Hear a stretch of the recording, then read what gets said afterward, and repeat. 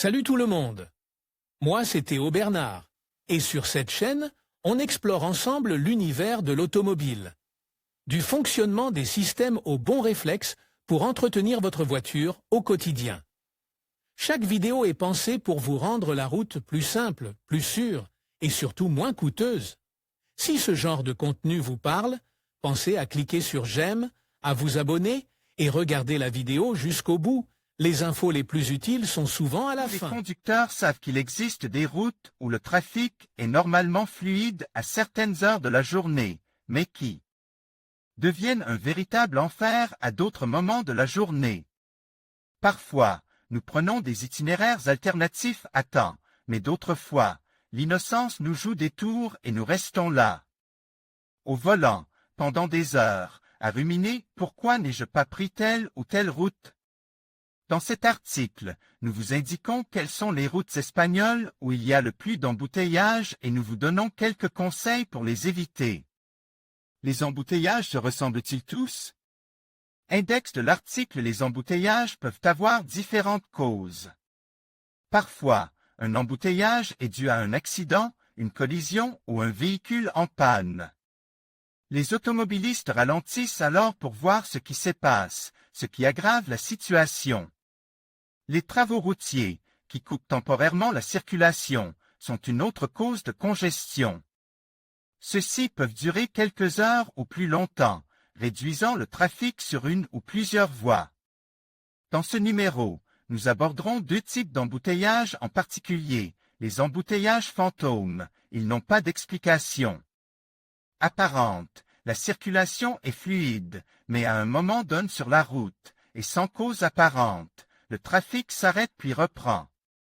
La cause de ce type d'embouteillage est supposée être effet accordéon, une voiture ralentit pour une raison quelconque et cette action oblige les voitures qui la précédent à ralentir. Embouteillage aux heures de pointe. Ils se produisent parce que la capacité de la route est inférieure au volume de véhicules circulant à certaines heures de la journée. Il est vrai que la plupart des embouteillages se produisent du lundi au vendredi entre 7h30 et 9h30 et le soir entre 18h et 20h.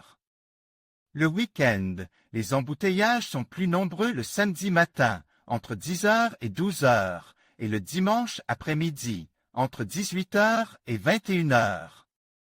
Routes espagnoles avec le plus d'embouteillages.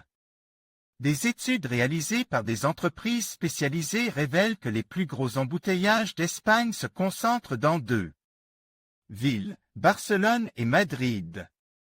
Jetons un coup d'œil sur ces routes, ainsi que sur les heures et les jours où elles ne sont pas la meilleure option.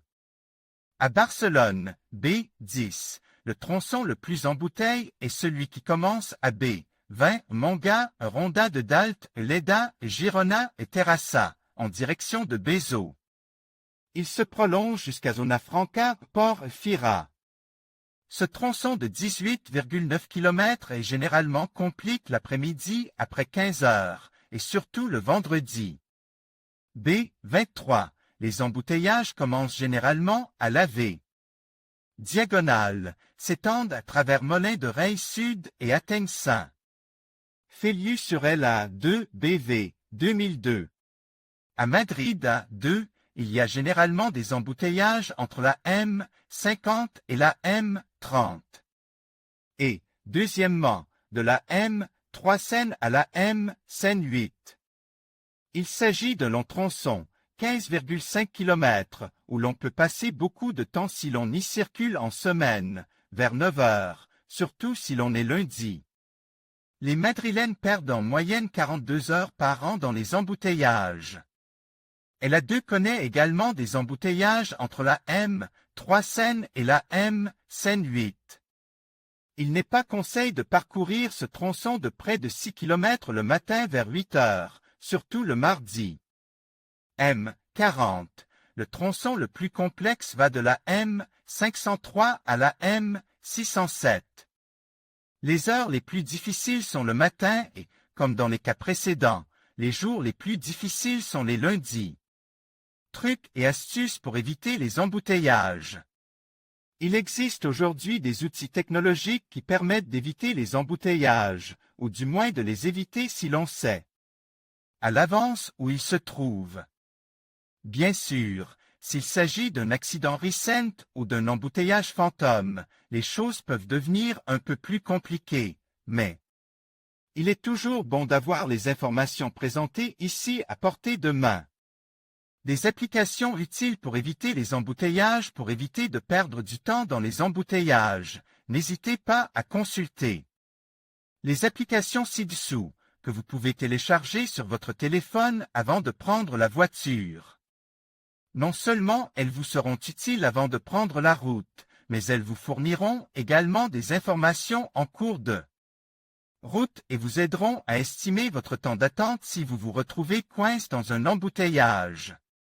Google Maps, l'application de Google vous donne des informations sur le trafic en temps réel, vous permet de trouver les itinéraires les plus courts et les plus rapides et, en cas d'embouteillage, de modifier l'itinéraire afin d'arriver plus rapidement à destination. Entre autres options, elle vous permet de voir vos itinéraires les plus courants et d'y accéder rapidement. Il vous avertit également de la présence de radars sur la route. DGT, en plus de son site web, la DGT dispose d'une application qui vous fournit des informations officielles sur les embouteillages. Grâce aux caméras de surveillance installées sur les routes. À partir de ces données, vous pouvez créer vos propres itinéraires et consulter l'emplacement des radars.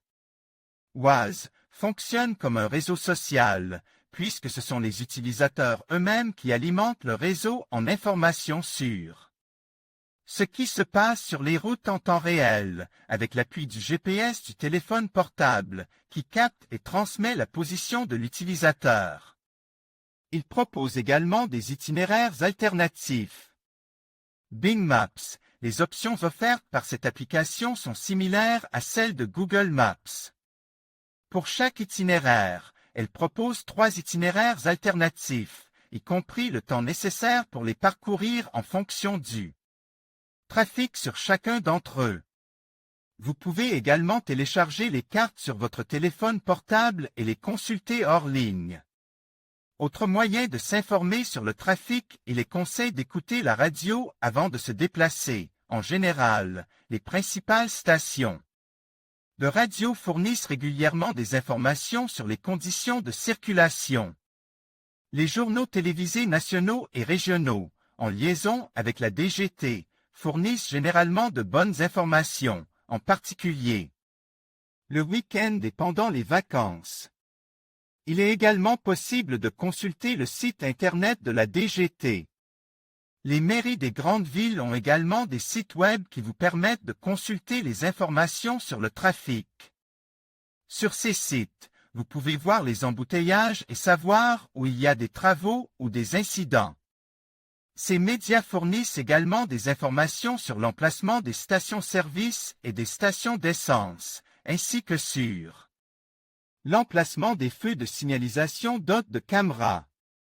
Chez Renting Finder, nous ne nous contentons pas de vous proposer les meilleures offres de leasing automobile pour particuliers sur le marché, mais nous aimons aussi informer les conducteurs sur les derniers développements en matière de mobilité et les aider à profiter de la route sans souci ni mauvaise surprise grâce à quelques-unes des meilleures méthodes et astuces. Pour en savoir plus, explorez notre blog. Les meilleures offres des sociétés de location. Obtenez une nouvelle voiture avec notre service de location. En conclusion, connaître et éviter les routes les plus encombrées d'Espagne peut grandement améliorer votre expérience de voyage. En planifiant vos trajets en dehors des heures de pointe et en utilisant des applications de navigation en temps réel, vous pourrez profiter pleinement des paysages magnifiques et des richesses culturelles que ce pays a à offrir. Restez informe et flexible, et vous découvrirez des itinéraires alternatifs qui rendront votre aventure encore plus agréable. Merci de nous avoir suivis, et bon voyage à travers l'Espagne.